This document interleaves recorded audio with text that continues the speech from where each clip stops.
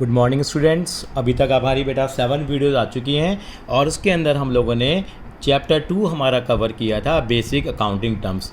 तो मैं मान के चलता हूँ कि अभी तक आपको क्लियर हो गया होगा कि हम लोग क्या क्या हमारी जो ABCD है वो हम अकाउंटिंग में यूज करते हैं। अब आ रहे हैं डे 8 के ऊपर। बेटा नया चैप्टर लेके आ रहे हैं हम लोग। ये चैप्टर नंबर 3 है बेटा। ये बहुत ही इंपॉर्टेंट चैप्टर है ये भी एक। इसके अंदर हम बेटा क्या करेंगे, इसका नाम है थ्योरी बेस ऑफ अकाउंटिंग। बेटा क्या नाम है? थ्योरी बेस ऑफ अकाउंटिंग इस चैप्टर का हमारा नाम है बेटा। इसके अंदर हम चैप्टर में क्या करेंगे, कुछ अकाउंटिंग के जो प्रिंसिपल्स हैं उनको हम डिस्कस करेंगे। जो हमारी जो अकाउंटिंग है उसकी बैकबोन है, इसी के ऊपर हमारे सारे के सारे अकाउंटिंग प्रिंसिपल बेस्ड हैं। तो इसके अंदर में इनिशियली आपको क्या बताया गया है, इसके अंदर में इनिशियली बताया गया है कि अकाउंटिंग प्रिंसिपल्स क्या होते हैं। मतलब क्या होता है अकाउंटिंग प्रिंसिपल का, यानी अकाउंटिंग प्रिंसिपल क्या होते हैं बेटा? Accounting principal, concept and conventions, ये सारे के सारे सबका मतलब एक ही होता है बेटे। आपको कन्फ्यूज़न नहीं लेना है इसमें। मैंने क्या बोला बेटे? मैंने 3-4 वर्ड यूज करे यहाँ पे। क्या बोला बेटे मैंने? अकाउंटिंग। अब बिल्कुल कन्फ्यूज़न नहीं होना, काफ़ी लोग काफ़ी कन्फ्यूजन क्रिएट कर देते हैं। आप तीनों का मतलब एक ही समझिए। अकाउंटिंग प्रिंसिपल्स हो गए हमारे पास अजम्पशंस हो गई हैं बेटा, हमारी अजम्पशंस हो गई हैं, हमारे कंसेप्ट हो गए हैं। इन सबको कॉमनली हम लोगों ने नाम दिया। इन सब का नाम हम लोगों ने कॉमनली दिया, उसको बोलते हैं हम लोग बेटा क्या? Generally accepted accounting principal, GAAP। यानी कि क्या? Generally accepted accounting principles. मैं दोबारा लिख देता हूँ, GENERAAY, generally yes accepted accounting principles. ये हमारे जनरली एक्सेप्टेड अकाउंटिंग प्रिंसिपल हैं। ये स्कूल वाला प्रिंसिपल नहीं है, ये सिद्धांतों वाला प्रिंसिपल है। ये हम लोग क्या करते हैं, हमारे अकाउंटिंग प्रिंसिपल है जिसके ऊपर पूरी हमारी अकाउंटिंग बेस्ड होगी बेटा। इसके अंदर आगे चलते हैं बेटा हम लोग। इसके अलावा अब अकाउंटिंग प्रिंसिपल्स की क्या बात बताते हैं। अकाउंटिंग प्रिंसिपल्स का अपना थोड़ा सा इनके फीचर्स होते हैं। क्या फीचर्स होते हैं बेटे? थोड़े से हम डिस्कस कर लेते हैं। फीचर्स हमारे पास ये 3 फीचर्स इन्होंने हमें बताए हुए हैं बेटा। फीचर्स क्या है हमारे पास? एक तो क्या होते हैं, they are man made. They are, ये कोई साइंटिफिक लैब में नहीं बनाए गए, दे आर मैन मेड। ये मैन मेड होते हैं। और क्या होते हैं? They are flexible. ये क्या होते हैं बेटा? फ्लेक्सिबल होते हैं। ऐसा नहीं है कि लकीर के फ़कीर हैं, चेंज होते हैं। फ्लेक्सिबल हैं, क्या है? प्लाइबल हैं। क्या है? प्लाइबल। प्लाइबल का मतलब क्या होता है? फ्लेक्सिबल हैं। और सबसे इंपॉर्टेंट बात है, they are generally accepted accounting principle. They are GAAP, इसको कई लोग गाप भी बोल देते हैं। They are generally accepted accounting principle. ये हमारे 3 हमारे फीचर्स भी हमारे पास होते हैं हमारे पास। इन अकाउंटिंग प्रिंसिपल्स की हमें ज़रूरत क्यों पड़ी? क्योंकि बेटा अगर हम सभी लोग अगर अकाउंटिंग प्रिंसिपल फॉलो करेंगे तो हमारी अकाउंटिंग के अंदर क्या आ जाएगी बेटा? यूनिफॉर्मिटी आ जाएगी। क्या आ जाएगी बेटा? यूनिफॉर्मिटी आ जाएगी। चलिए, तो इसके अंदर आज की सीरीज़ के अंदर हम लोग 3 बेसिक फंडामेंटल हैं। 3 बेसिक फंडामेंटल अकाउंटिंग एजेंट को डिस्कस करेंगे। 3 बेसिक फंडामेंटल अकाउंटिंग एजेम्पशंस को आज हम क्या करेंगे बेटा? यहाँ डिस्कस करेंगे। मैंने क्या बोला? 3 बेसिक फंडामेंटल अकाउंटिंग एजेम्पशंस को हम क्या करेंगे? आज डिस्कस करेंगे। बहुत सारी होती हैं, 3 बेसिक होती हैं। कई बार बोलता 3 बेसिक बता दे भाई, यानी कि ये हर एक ऑर्गेनाइजेशन को बाय डिफ़ॉल्ट फॉलो करनी होती है। ये बाय डिफ़ॉल्ट हर कोई मान के चलता है कि ये तीनों तो एजेम्पशन होंगी ही होंगी, अगर नहीं है तो बता दिया जाए, ठीक है। यानी कि 3 फंडामेंटल अकाउंटिंग एजेम्पशन है, ये हर एक ऑर्गेनाइजेशन क्या करती है? फॉलो करती है। और ये बहुत इंपॉर्टेंट है हमारे एग्जामिनेशन पॉइंट ऑफ व्यू से, इनके ऊपर ज़रूर आता है। पहली का नाम है बेटा गोइंग कंसर्न। नाम सुन लेना बेटे, बहुत ज़्यादा काम आएगी। Going concern. दूसरी का नाम क्या है बेटा? दूसरी कंसेप्ट का नाम भी बता देता हूँ। दूसरी का नाम होता है बेटा क्या? Consistency. Consistency assumption. Consistency assumption आएगी हमारे पास। एजम्पशन बोल दिया हम लोगों ने, ठीक है। इनको 3 फंडामेंटल अकाउंटिंग एजम्पशन है। ये क्या कहलाती है? गोइंग कंसर्न क्या कहलाती है बेटा? एजम्पशन कहलाती है। उसके बाद जो तीसरी जो आती है बेटे वो भी बहुत इंपॉर्टेंट है। वो क्या होती है? हमारी बोन है बेटे पूरी अकाउंटिंग की, एक्यूरल एजम्पशन है बेटा। क्या है? Accrual assumption. ये 1 मार्कर क्वेश्चन भी आपका बन सकता है क्या? कि write down only 3 fundamental accounting assumption. इसमें किस किस का नाम आएगा? गोइंग कंसर्न का आएगा, कंसिस्टेंसी का आएगा और एक्यूरल एजम्पशन का आएगा। इसके अलावा 11 हमारे एजम्पशन और हैं बेटा, टोटल 14 हैं। रामचंद्र जी को 14 साल का वनवास हुआ था ना, ये समझ लीजिए। आजकल रामायण चल रही है, तो 3 तो फंडामेंटल अकाउंटिंग है। ये 3 फंडामेंटल अकाउंटिंग एजम्पशंस हैं जो और हर एक ऑर्गेनाइजेशन फॉलो करती है। ये एजम्पशंस क्या हैं और क्या कहती हैं अपने आप में, इसके बारे में हम चर्चा करेंगे। तो सबसे पहले कौन सी है बेटा, गोइंग कंसर्न एजम्पशन। इसका मतलब क्या होता है बेटा, मैं आपको यहाँ बताता हूँ बेटा। तो सबसे पहले एजम्पशन कौन सी लेकर चल रहा हूँ, गोइंग कंसर्न एजम्पशन। अब पहली बात ये आती है बेटा, समझ तो लेते हैं हम लोग, लेकिन एग्ज़ाम में समझने के नंबर नहीं है, एग्ज़ाम में किसके नंबर हैं बेटा, लिखने के नंबर हैं। किसके नंबर है बेटा, लिखने के। तो मैं बताऊंगा अभी हमें एग्ज़ाम के अंदर में क्या लिख कर आना है ताकि हमारे को मार्क्स भी मिले। बेटा क्या नाम बताया मैंने एजम्पशन का, पहली फंडामेंटल अकाउंटिंग एजम्पशन का नाम क्या बताया मैंने, बताया बेटा क्या, going concern assumption. Going concern assumption पहले मैं आपको समझाने की कोशिश करूँगा, फिर मैं आपको जो नंबर दूंगा वो किसके दूंगा, लिखने के नंबर आपको मिलेंगे। क्योंकि जब तक आप लिखना नहीं जानेंगे तब तक आपको मार्क्स नहीं मिलेंगे। टीचर को समझाने का मतलब है कि इसको लिख के बताना है। देखिए एग्जाम्पल के थ्रू बात करते हैं। गोइंग कंसर्न एजम्पशन का मतलब क्या होता है कि जो हमारी ऑर्गेनाइजेशन है, हमारी जो ऑर्गेनाइजेशन है बेटा, वो बहुत लंबे टाइम तक चलेगी। गोइंग कंसर्न का मतलब यही होता है, यानी कि हमें मान के चलते हैं कि हमारा जो बिजनेस है वो बहुत लंबे टाइम तक हमारा चलेगा। यानी कि मैं हमेशा एक लाइन कहता हूँ कि our intentions are very much clear, our intention are very much clear that our organisation will be continued, our organization will be continued for indefinite period of time, and there is no intention to close down its business or its operation in future। Sir क्या बोला, समझाता हूँ। यानी कि going concern assumption हमेशा ये कहती है कि जो हमारा बिजनेस है वो बहुत लंबे टाइम तक चलेगा और हमारी इंटेंशंस बिल्कुल क्लियर है कि हम आने वाले फ्यूचर में अपने बिजनेस को बंद करने वाले नहीं हैं। ये किसका कंसेप्ट कहलाता है बेटा, गोइंग कंसर्न एजम्पशन। यानी कि जब भी हम कोई बिजनेस शुरू करते हैं तो आपको मालूम है एक नारियल फोड़ते हैं हम लोग, या जब हम नारियल फोड़ते हैं तो उसका मतलब क्या मान के चलते हैं, भाई हमारा बिजनेस 2 महीने में बंद हो जाए, 3 महीने में बंद हो जाए। नहीं, हमारा ऑब्जेक्टिव क्या होता है कि जो हमारा बिजनेस है वो बहुत लंबे टाइम तक चले, बहुत लॉन्ग पीरियड के लिए हमारा बिजनेस चलना चाहिए। ये हमारी गोइंग कंसर्न एजम्पशन कहती है। इसी बात को आपको शब्दों में लिख के भी बताना होगा। यानी कि हर एक एजम्पशन के अंदर में 3 से 4 लाइन बहुत इंपॉर्टेंट होती हैं, जो मैं साथ साथ आपको अभी लिखवाऊंगा। अभी एक एग्जांपल और देते हैं। अब एग्जांपल क्या देंगे एग्जाम में, एक एग्जांपल ही आप याद रख लीजिए बस, बाकी आप और एग्जांपल अपने हिसाब से सोच सकते हैं। जैसे मान लीजिए हम एक मशीन खरीदते हैं, हमें क्या मान के चलते हैं, 1 लाख रुपए की मशीन खरीदी। मैं क्या सोचता हूँ कि मेरी मशीन कितने साल तक चलेगी, सर मेरी मशीन 10 साल तक चलेगी। जाकर मैं मान के चल रहा हूँ कि मेरी मशीन 10 साल तक चलेगी, इसका मतलब मैं इस बात में बिलीव करता हूँ कि मेरा बिजनेस भी कम से कम कितने साल चलेगा, 10 साल चलेगा। यानी कि जो क्या शो करता है, एक मेरी पॉजिटिविटी को शो करता है। इसका मतलब ये क्या है, गोइंग कंसर्न एजम्पशन है। यानी कि मेरी ऑर्गेनाइजेशन 10 साल तक चलेगी। इसी कारण से क्या करता हूँ कि मैं 10 साल की लाइफ मान के चलता हूँ, और यही एक बहुत बड़ा बेस है, यही एक अकाउंटिंग कंसेप्ट है जो बेस बनाता है कि हम लोग जो डेप्रिसिएशन चार्ज करेंगे वो 10 सालों में चार्ज करेंगे। यानी कि आपसे 1 नंबर का सवाल ये भी पूछा जा सकता है, जो डेप्रिसिएशन बताया था ना, फॉल इन वैल्यू, जो वैल्यू में फॉल आता है, जो वैल्यू गिर जाती है, वो फॉल जो आता है हमारे पास, हम ये मान के चलते हैं कि हमारी जो मशीन 10 साल चलेगी, 1 लाख रुपए वाली है, तो हर साल कितना कितना डेप्रिसिएशन आ जाएगा, 10-10 हज़ार का आ जाएगा। तो ये किस कॉन्सेप्ट में बिलीव करती है, हाँ जी, गोइंग कंसर्न एजम्पशन के बेसिस पे। यानी कि हमारा जो डिस्टिंक्शन होता है, बहुत इंपॉर्टेंट पॉइंट बोल रहा हूँ, जो हमारा डिस्टिंक्शन होता है कैपिटल एक्सपेंडिचर और रेवेन्यू एक्सपेंडिचर। ये कैपिटल एक्सपेंडिचर वो होता है जिसका बेनिफिट 1 साल से ज़्यादा मिले, रेवेन्यू एक्सपेंडिचर वो होता है जिसका बेनिफिट 1 साल में मिले। इसका मतलब है मान के चलने की हमारी ऑर्गेनाइजेशन लंबे टाइम के लिए चलेगी।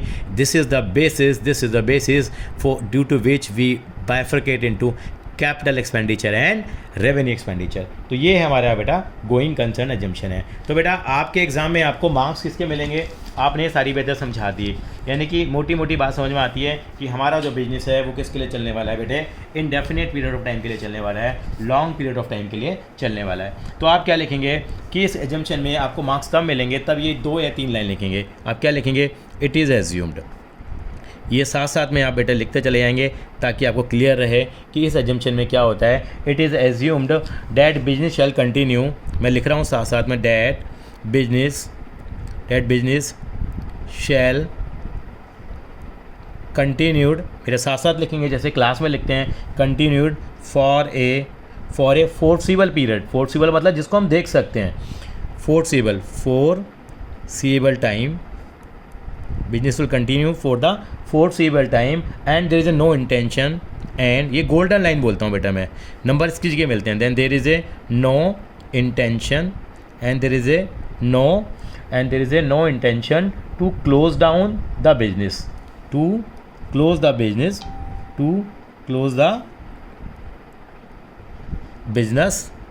बिजनेस और स्केल डाउन इट्स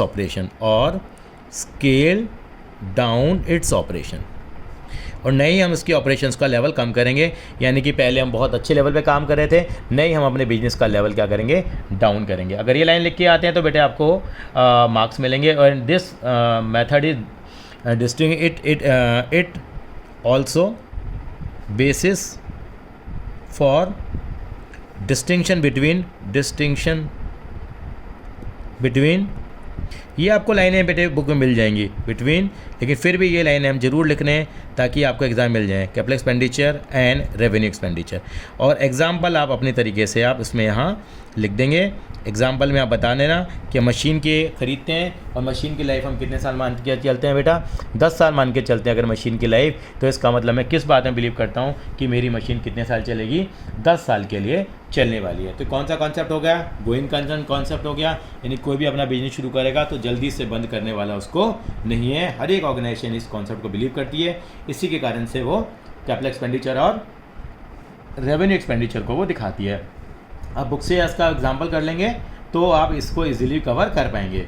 और मैं एक तरह से सवाल और बनाता हूँ बेटा, इसके अंदर में आपसे पूछा जाता है एक मशीन खरीदी है मैंने मशीन खरीदी है, उसको मैं एक्सपेंस क्यों नहीं मानता, मैं एक्सपेंस इसलिए नहीं मानता क्योंकि अगर मुझे 1 साल में बिजनेस बंद करना होता तो मैं उसको एक्सपेंस मान लेता, क्योंकि मैं क्या बिलीव करता हूँ, मशीन मेरी 10 साल चलेगी। कौन सा बेस लगेगा इसके अंदर में, आप कह देंगे गोइंग कंसर्न अजम्पशन है यहाँ पे लगेगी। तो आई थिंक सो आपको गोइंग कंसर्न अजम्पशन क्लियर हो गई है। उसके बाद हम दूसरी अजम्पशन पे आएंगे।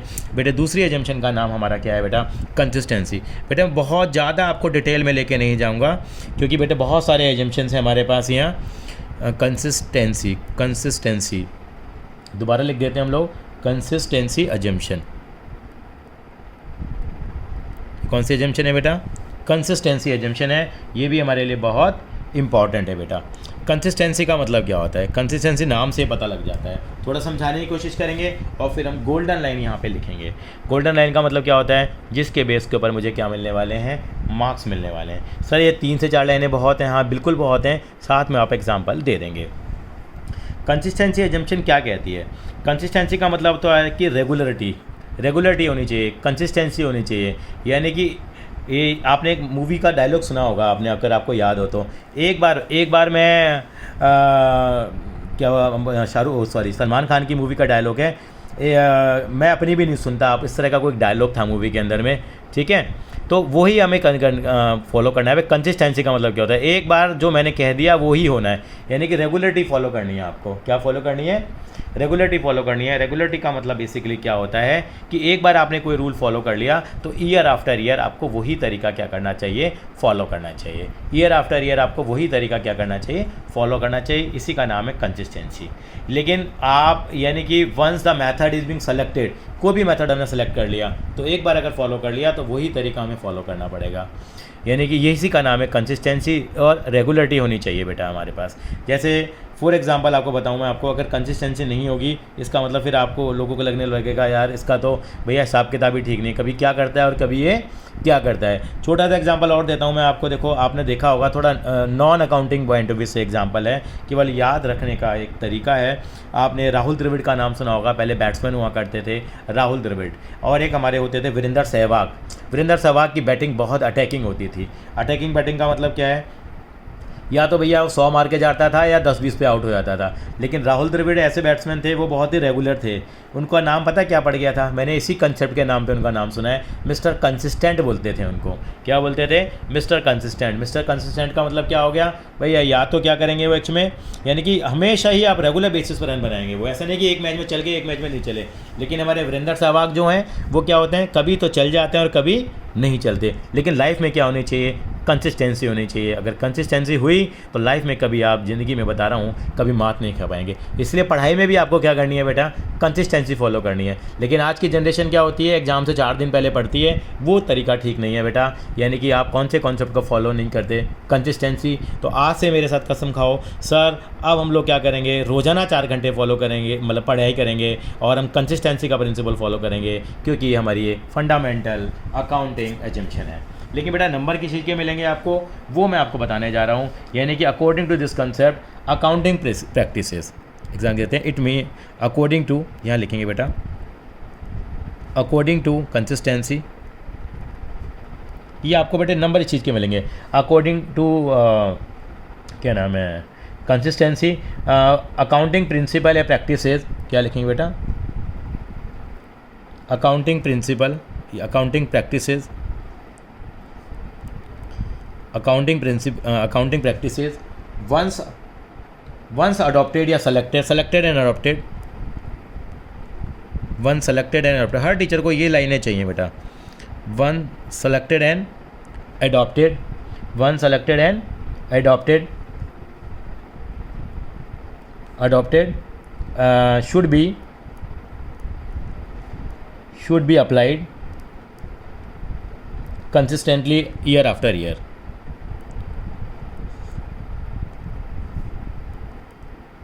Year after year, यानी कि according to consistency assumption practices once selected and adopted should be applied year after year. यानी कि एक बार जो पॉलिसी फॉलो कर ली वो हमें हर साल ही क्या करनी पड़ेगी, फॉलो करनी पड़ेगी। इसका मतलब उसको हम चेंज नहीं करते। वो डायलॉग भी याद आ गया, एक बार मैं कमिटमेंट कर देता हूँ तो मैं अपनी भी नहीं सुनता। यानी एक बार जो मेथड में फॉलो कर लेता हूँ तो उसको मैं बिल्कुल चेंज नहीं करता। उसका रीज़न क्या है, इससे हमारी क्या होती है, रेगुलरिटी फॉलो होती है। ये इसकी क्या है बेटा, बड़ी ही इंपॉर्टेंट चीज़ें हैं इसके अंदर में। और इसका रीज़न क्या है कंसिस्टेंसी का, ये लाइन हमें लिखनी होगी इसके अंदर में। और फिर आप साथ में क्या दे देंगे बेटा, एक एग्जाम्पल दे देंगे। एग्जाम्पल का तरीका बता देता हूँ, इसके अंदर बहुत ऐसे एग्जाम्पल बनता है बेटे। SLM मेथड होता है बेटे, इसको बोलते हैं स्ट्रेट लाइन मेथड। मैं लिख रहा हूँ बेटा क्या, स्ट्रेट लाइन मेथड। ये क्या होता है सर, डेप्रीशिएशन चार्ज करने का तरीका है, बताता हूँ, स्ट्रेट लाइन मेथड। और एक होता है बेटे WDV मेथड। WDV का मतलब क्या होता है, रिटर्न डाउन वैल्यू मेथड। क्या बोला मैंने, रिटर्न डाउन वैल्यू मेथड। ये भी एक मेरा मेथड है वैल्यूएशन करने का। स्ट्रेट लाइन का मतलब क्या होता है, स्ट्रेट लाइन का मतलब अगर 1 लाख की मैंने एक मशीन खरीदी है और 10% मैं डेप्रीशिएशन चार्ज करता हूँ, मैं मान के चलता हूँ कि मेरी 10% उसकी वैल्यू कम हो जाएगी। कितनी रह जाएगी वैल्यू मेरी, 90,000। फिर कितनी रह जाएगी, 10,000 और कम होने के बाद 80,000 रह जाएगी। फिर मेरी 10,000 और कम हो जाएगी, कितनी रह जाएगी बेटा, 70,000। अगर यही मेथड WDV होता, WDV में क्या होता है, हमने 10,000 कम किया, हमारे पास वैल्यू कितनी आ जाएगी, 90,000। फिर मेरी वैल्यू 9,000 कम हो जाएगी, कितनी आ जाएगी, 81,000। फिर मेरी वैल्यू 8100 कम हो जाएगी, 72,000। यानी कि ये तरीका क्या है, इसके अंदर क्या करते हैं हम लोग, जो नई वैल्यू आती है उस पर हम डेप्शन चार्ज करते हैं, जो नई वैल्यू आती है उस पर डेप्शन चार्ज करते हैं। कौन सा मेथड अच्छा है, दोनों मेथड इक्वली एक्सेप्टेबल हैं। हम लोग अब कौन सा तरीका फॉलो करें, अगर एक बार जो फॉलो कर लिया, अगर एक बार SLM फॉलो कर लिया तो हम SLM ही फॉलो करेंगे, और WDV फॉलो कर लिया तो WDV फॉलो करेंगे, क्योंकि लाइन कहती है once the practices once selected adopted should be applied year after year. इसको हमें चेंज नहीं करना। एक बार मैंने कमिटमेंट कर दी तो मुझे अपनी भी नहीं सुननी, तो ये हमें लाइन लिखनी पड़ेगी। लेकिन इसका मतलब तो ये हो गया, ये प्रिंसिपल तो बड़ा क्या हो गया, फसी हो गया, यानी कि क्या हो गया, रिजिड हो गया, स्टबन हो गया। इसका मतलब ये तो गलत लग रहा है यार, एक बार जो चीज़ फॉलो करी, गलत चीज़ फॉलो करी तो गलत ही फॉलो करते रहेंगे क्या, नहीं, आप उसको चेंज भी कर सकते हो बेटा। आप इसको क्या कर सकते हो बेटा, चेंज भी कर सकते हो। लेकिन आपको बताना पड़ेगा वो चेंज करने से आपके फाइनेंशियल स्टेटमेंट्स के ऊपर, आपके फाइनेंशियल स्टेटमेंट्स का मतलब आपके बुक्स ऑफ अकाउंट्स के ऊपर, आपके अकाउंट्स के ऊपर क्या फ़र्क आया है, आपके प्रॉफिट और लॉस पे क्या इफेक्ट आया है, ये आपको बताना पड़ेगा बेटे। क्योंकि दोनों मेथड अगर आप, इसका मतलब चेंज कर भी सकते हैं, यानी कि चेंज कर सकते हैं, लेकिन उसका कारण, उसका तरीका क्या होगा कि आपको उसके लिए बताना पड़ेगा। यानी कि क्या करना पड़ेगा कि अगर अकाउंटिंग में ज़रूरत है, अगर समय की ज़रूरत है तो आप उसको क्या कर सकते हैं, बदलाव भी लग सकते हैं। और आपने सुना होगा कि अकाउंटिंग प्रिंसिपल आर फ्लेक्सिबल, यानी कि दे कैन बी चेंज। आप लिख सकते हैं they can be changed, but impact on financial statement should be reported, but impact on financial statement should be reported. Financial statements का मतलब क्या होता है बेटा, बैलेंस शीट वगैरह हो गया। अभी इतना डिटेल में हम लोगों ने नहीं करा, but in impact on the financial statement should be disclose करना चाहिए। इसका मतलब ये नहीं है कि बहुत ही ज़्यादा फंसी हो गए, एक बार जो फॉलो कर लिया तो फॉलो कर लिया, लेकिन चेंज किया जा सकता है। डायलॉग वो हम सलमान खान का डायलॉग हम चेंज कर लेंगे, यानी कि हम लोग फ्लेक्सिबल हैं। क्या है, हम लोग फ्लेक्सिबल, लेकिन वैसे कोशिश करनी है कि हम कंसिस्टेंसी हम लोग फॉलो करें। उसका रीज़न ये है ताकि बेटे उससे एक बात और भी मिलती है कि इससे रिजल्ट्स आर कंपेरेबल, कि हम रिजल्ट्स को कर सकते हैं, कंपेयर कर सकते हैं विद द प्रीवियस ईयर। यानी क्या लिख सकते हैं, results can be compared, results can be compared, results can be compared with previous year.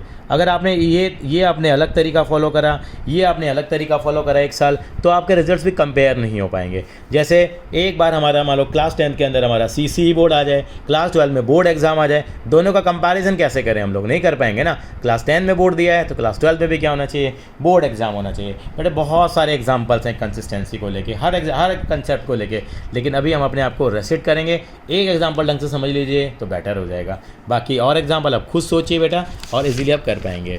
अब मैं आऊँगा बेटे अपनी तीसरी एजम्पशन को बनाऊँगा जो बहुत ही इंपॉर्टेंट है, और इस एजम्पशन का नाम है बेटा क्या, एक्यूरल एजम्पशन, जिसके ऊपर हमारे बुक्स ऑफ अकाउंट्स तैयार होते हैं बेटा, एक्यूरल एजम्पशन। इसको भी हम समझने की क्या करेंगे बेटा, कोशिश करेंगे। बात वही आती है, समझने की कोशिश तो कर लेंगे, लेकिन मार्क्स किस चीज़ के मिलने वाले हैं हमें। हाँ जी बेटा, मार्क्स हमें किस चीज़ के मिलेंगे, मार्क्स मिलेंगे हमें लिखने के मिलेंगे। यानी कि एग्ज़ाम के अंदर में कोई हमारा दिमाग नहीं पढ़ पाएगा, क्या पढ़ पाएगा वो, एग्जाम्पल आप खुद लिखेंगे बेटा।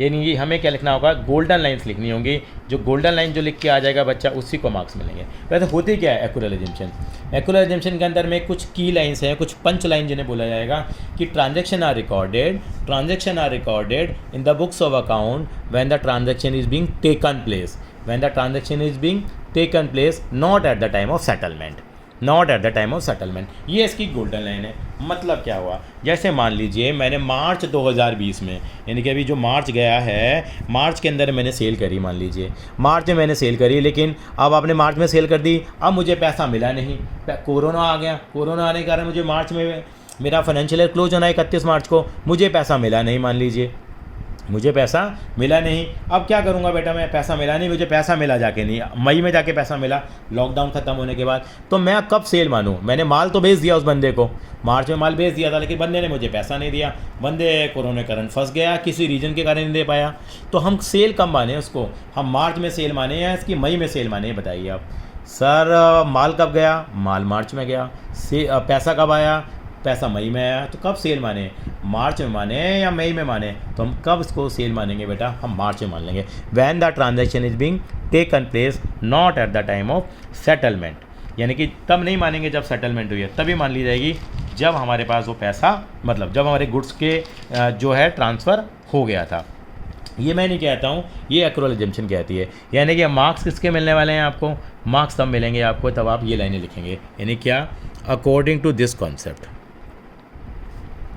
मैंने देखा है बच्चों को कंसेप्ट आता है, एग्जाम्पल के थ्रू समझा भी देते हैं, लेकिन लिख नहीं पाते, तो ये लाइनें आप जरूर लिखेंगे, अकॉर्डिंग टू दिस कॉन्सेप्ट। ये लाइनें आपको ग्रेवाल साहब में मिल जाएंगी। A transaction is recorded, a transaction is recorded in the books of account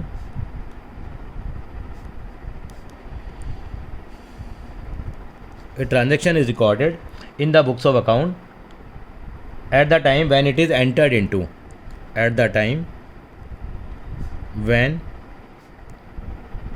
it is entered into, जब वो ट्रांजेक्शन एंटर्ड हुई है, and not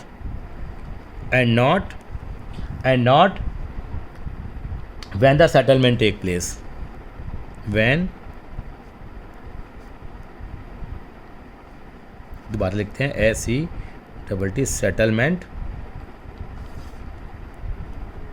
टेक प्लेस, जब ना कि जब वो ट्रांजेक्शन सेटलमेंट हो रही है। यानी कि इसका मतलब होता है रेवेन्यू को कब रिकॉग्नाइज करेंगे, when it is realised, when the, यानी कि revenue is recognised when the, revenue is recognised when it is realised, thus revenue recognized when it's realised. Is it clear? तो ये हमारा कौन सा कॉन्सेप्ट कहलाता है? एक्यूरल कॉन्सेप्ट कहलाता है। और एक्यूरल कॉन्सेप्ट के अंदर ही आपको लाइनें लिखनी पड़ेंगी, यानी कि according to this concept transaction is recorded in the books of account at the time when it is being entered into, not at the time of settlement. यानी कि व्हेन सेल इज कंप्लीट और services और are rendered, it is immaterial whether cash is received और not. इस बात का जरूर हम लोग क्या करेंगे, ध्यान रखेंगे हम लोग। Is it clear? यानी कि इट इज़ इमटेरियल, आगे लाइन बढ़ा भी सकते हैं, it is immaterial, it is immaterial whether cash is received और नॉट, चाहे हमें कैश रिसीव हुआ है या हमें कैश रिसीव नहीं हुआ। ठीक है? व्हेन सेल इज कंप्लीट और services are rendered, when sale is complete और सर्विसेज आर रेंडर्ड, यानी कि सर्विसेज दे दी। जैसे आप स्कूल आते हो, अब स्कूल के अंदर में स्कूल वाला कैसे रिकॉर्ड करता है नॉर्मली, बाय डिफ़ॉल्ट तो हम क्या मान के चलते हैं उनका। चलो स्कूल वालों का एग्जांपल नहीं लेते हम लोग यहाँ पे, थोड़ा सा उनका थोड़ा डिफरेंट होता है अकाउंटिंग का वे। कोई भी बिजनेस है, बिजनेस के अंदर हमने सामान बेच दिया, पैसा नहीं आया, कोई बात नहीं, नहीं आया तो हम कह देते हैं पैसा हमारा डूब गया, पैसा हमारा डूब गया, हमारा क्या हो गया, बैड डेट हो गया। लेकिन इनिशियली हम क्या मान लेंगे, उसको इनकम मान लेंगे। एग्जाम्पल आपको दिया मैंने, 2020 के अंदर में हम लोगों ने मार्च में हमने सेल करी, ये वाला साल कहलाता है बेटे 2019 और 2020। लेकिन मुझे पैसा कब मिला बेटा, मई में मिला है, मई 2020 में मिला है। ये वाला साल मेरा क्या कहलाता है, 2020 और 2021 कहलाता है। तो मैं सेल इस वाले साल की मानूंगा, इस वाले साल की मानूंगा। तो आप क्या मान के चलेंगे, पैसा आपको कहाँ मिला है, यहाँ मिला है पैसा आपको, लेकिन आप सेल किसकी मान लेंगे बेटा, आपको इस वाले साल में इसको क्या मान लेंगे, अपनी सेल मान लेंगे, ना कि इस वाले साल में। चाहे क्योंकि आपकी ट्रांजैक्शन हो गई यहाँ पे, ट्रांजैक्शन डन हो गई यहाँ पे। अगर एक बार ट्रांजैक्शन डन हो गई है तो आप उसी साल में इसको हम क्या मान लेंगे, अपना सेल मान लेंगे। ये कौन सा कॉन्सेप्ट कहता है बेटा, ये हमारा एक्यूरल कॉन्सेप्ट कहता है। When the transaction is being taken place not at the time of settlement. ये लाइनें आनी चाहिए बेटा। पूरी कहानी आपको सुना देंगे लेकिन टीचर आपको नंबर नहीं देगा जब तक कि आप ये नहीं लिखेंगे। एग्जाम्पल आप अपनी मर्जी से लिख देंगे, आप लिख देंगे कि there is a sale in the month of March 2020 but the amount is being received in the month of May 2020. So according to actual concept, the sale should be considered in the year 2019 और 20 में मान लेंगे। एक example और भी दे देते हैं बेटा हम लोग। मेरे यहाँ पे एक एग्जांपल और भी दे देते हैं। चलो 2-3 मिनट बच रहे हैं हमारे पास। एक वर्कर मेरे यहाँ काम करता है, वर्कर को क्या करता हूँ बेटा, मैंने अप्रैल में उसको अपॉइंट करा, अप्रैल में मैंने अपॉइंट कर लिया। अब मेरा अप्रैल से लेके कब तक वो काम करता है बेटे, मार्च तक काम करता है। अब मैंने क्या करा, उसको मार्च की सैलरी नहीं दी, मान लो मैंने मार्च की सैलरी नहीं दी मैंने, ठीक है। वो मार्च की सैलरी मैं उसको कब पे करता हूँ, अप्रैल में देता हूँ मैं, ठीक है, मार्च की। लेकिन उसने तो मेरे लिए काम कर दिया ना मार्च के अंदर में, तो मैं क्या करूँगा, ट्रांजैक्शन इन टेकन प्लेस, यानी ट्रांजैक्शन इन टेकन प्लेस का मतलब उसने तो मेरे यहाँ मार्च तक काम करा ना, तो मैं जो तनख्वाह मानूंगा, मैंने पे कितने महीने की करी है, सर आपने मार्च की तो पे नहीं करी, आपने जो तनख्वाह पे करी है उसको 11 मंथ की पे करी है। कितने मंथ की मैंने पे करी है, 11 मंथ की पे करी है। लेकिन मैं सैलरी कितने महीने की मानूंगा उसकी, मैं 12 मंथ्स की ही सैलरी मानूंगा। यानी कि मैं, ये कौन सा कॉन्सेप्ट कहता है मुझे, एक्यूरल कॉन्सेप्ट कहता है कि मंथ की जो सैलरी मानी जाएगी वो उसकी 12 मंथ्स की मानी जाएगी। यानी कि ट्रांजैक्शन इज बीइंग मेड, चाहे पेमेंट आपने करी है या आपने पेमेंट नहीं करी। अगर 2,000 पर मंथ की उसकी सैलरी है तो सैलरी हम 24,000 लेंगे या 22,000 लेंगे, ये सवाल आपसे पूछा जा सकता है। तो आप क्या कहेंगे, सर हम तो सैलरी, अगर आपने मार्च की पे नहीं भी करी है तो भी कोई प्रॉब्लम नहीं है, हम कितनी सैलरी मान के चलेंगे उसकी, हम उसकी सैलरी जो मान के चलेंगे वो 24 सैलरी मान के चलेंगे, चाहे सर आपने इसको पैसा दिया है या पैसा नहीं दिया। सैलरी कितने महीने की मानी जाएगी उसकी, 12 महीने की मानी जाएगी। क्योंकि कौन सा कॉन्सेप्ट कहता है हमसे, ये कॉन्सेप्ट जो हमारा है वो कौन सा है बेटा, हाँ जी बोलिए, ये हमारा एक्यूरल अजम्पशन जो है इसके ऊपर बेस लिखा होता है। तो बेटा हम लोगों ने 3 फंडामेंटल अकाउंटिंग अजम्पशन की थी। बेटे सबसे इंपॉर्टेंट पॉइंट है, इनके मेन पॉइंट्स को लिखना बहुत ज़रूरी है। बाकी 11 कॉन्सेप्ट है उनको हम आगे की वीडियोज़ में लेके आएंगे बेटा।